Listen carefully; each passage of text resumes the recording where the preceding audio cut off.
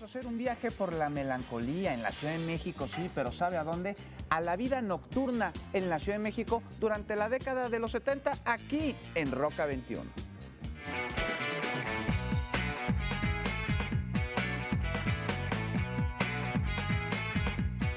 Paola, Carlos, la vida nocturna en el México de la década de los 70, ¿tú crees que haya cambiado, Paola? Yo creo que sí mucho. No me tocó vivirla como tal, pero me imagino que ya hubo una evolución impresionante. Carlos, ¿cómo estás? Bien, Pao, ¿cómo estás? Pues muy Buen día. contento. A mí sí me tocó verla, pero de mis padres. Pero cuéntanos, ¿tú cómo era? Yo tampoco la viví, ¿no? Pero me cuentan mis papás, Ajá. mis tíos, las personas que sí lo vivieron, que era una década en los 60 y los 70 en donde veníamos un poco, ¿te acuerdas que platicamos del Festival de Avándaro? Sí. Para los jóvenes. Entonces los papás se divertían en estos cabarets como el Quid, que era propiedad de Ernesto Alonso, donde tocaban, bueno, no tocaban, donde hacían su show las vedettes Ya. de esa época. Pero aparte de los cabarets, había los centros nocturnos. Los centros nocturnos eran más de show, donde los artistas del momento hacían sus presentaciones y eran lugares donde se cenaba, ¿no? Uno pedía una botella, que era ya lo de moda, Sí. los refrescos, invitabas a tus amigos en una mesa de 6, 7 personas y empezabas a disfrutar del show. Uno de los más importantes fue el patio. El patio, ¿te acuerdas del patio? Ese sí te llegaste a No. escuchar del patio. Bueno, Es que escuchar estás muy sí, pero El patio. Atenas 9. Sí. Todo estaba ¿qué concentrado. zona era la más concentrada, justo? Eso. Todo estaba concentrado en la zona rosa, era Wow. realmente la zona más importante, quizá ahorita a lo mejor como un poco la Condesa, ¿no? Ya, Sí. ahí está el Con los movimiento. restaurantes. Ahí estaba todo, un poco Paseo de la Reforma, la colonia tabacalera, pero en realidad, incluso el centro histórico, pero en realidad la zona rosa era lo más importante y ahí se conjuntaban grandes salones, el Capri, el Hotel Regis, muchos se cayeron con el terremoto del 85. Sí. Pero los que sobrevivieron tuvieron una presentación importante. El patio, volviendo un poco a este gran lugar, se fundó en la década de los 30. Wow. Ah, ya. ¿Tú sabías que Edith Piaf vino a tocar al patio en la década de los 50? Pues no tenía ni idea. No, estaba, entre muchos otros estaba Sammy Davis Jr., vino a tocar los Platters, Polanca, o sea, eran shows Polanca. Polanca. No, bueno. ¿Qué pasó con la palabra antro?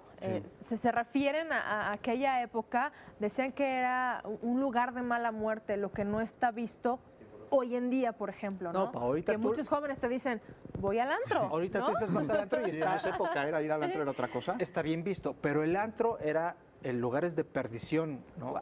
Sí, el antro tenía muy mala referencia, era, no podías decirle a tus papás, ahorita vengo, voy al antro, de entrada no te dejaban salir. Pero estos lugares eran muy, muy buenos para presentarse, no tan grandes, había mesas alrededor, a un tipo de plateas, y la gente disfrutaba realmente, ahí empezaron su carrera.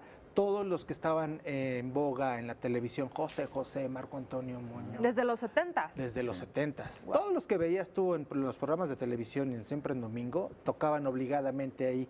Y después los dueños fueron unas personas que son empresarios de estaciones de radio, Sí. y entonces se conjuntaba con que tocaban sus temas en la radio y se presentaban en el patio. Incluso hasta los empleados les hacían descuento para asistir ahí a casi el fin de semana en donde se conjugaban todos estos conciertos, todos estos shows. ¿Y se bailaba?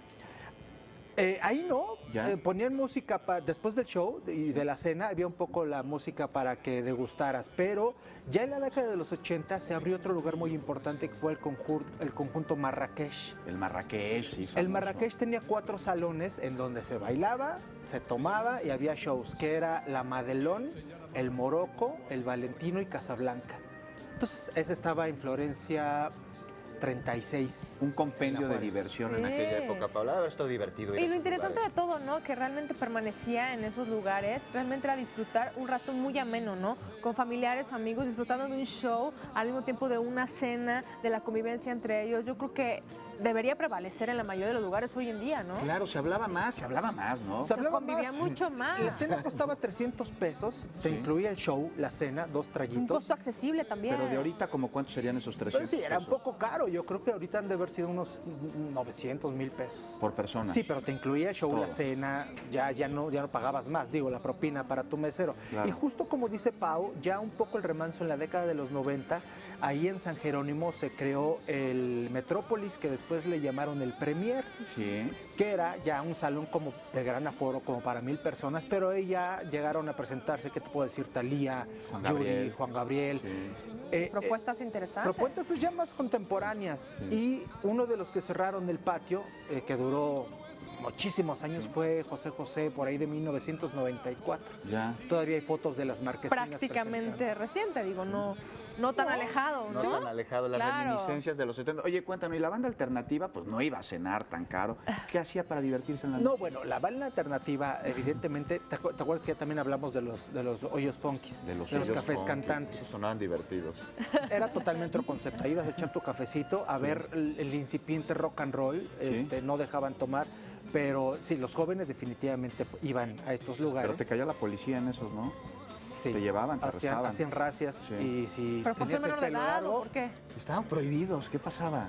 era una paranoia social y musical en donde de repente decían, no, ahí se juntan los de pelo largo, ¿no? Los Veníamos del greñudos. 68, hay que recordar, ¿no? Mucha represión. No, y también la adrenalina, ¿no? Entre ellos, arriesgarse. Arriesgarse un poco y la verdad es que no pasaba nada, o sea, era totalmente inocente, ¿qué te puedo decir? Pero sí, te caía la policía y o correr o que te llevaran ahí un rato detenido, un par de horas, ¿no? Y Mejor llegar correr. con la queja a tus papás, ¿no? Le hablaba a la policía, oiga, tenemos a su hijo aquí. No, bueno. No, yo creo que sí estaba mucho más restringido, ¿no?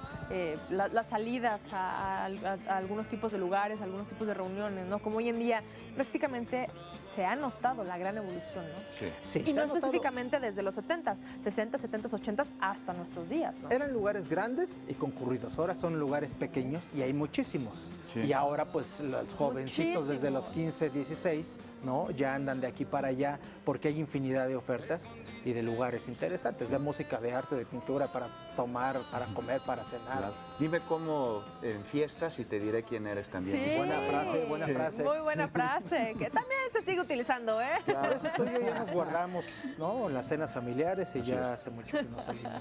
No, Muy mejor bien. como padres de familia, yo creo que estar al pendiente, ¿no? Y a la vanguardia de todos los lugares que hoy en día existen, ¿no? Se extrañan un poco, ¿eh? Por los shows, Claro, tipo Las Vegas, sin duda. majestuosos, bailarines, luces, pero los tiempos cambian, los gustos cambian, los jóvenes quieren otras cosas. Esa Así la es. realidad. Muy bien. La Carlos, evolución. muchas gracias. A ustedes. Nos vemos a la próxima.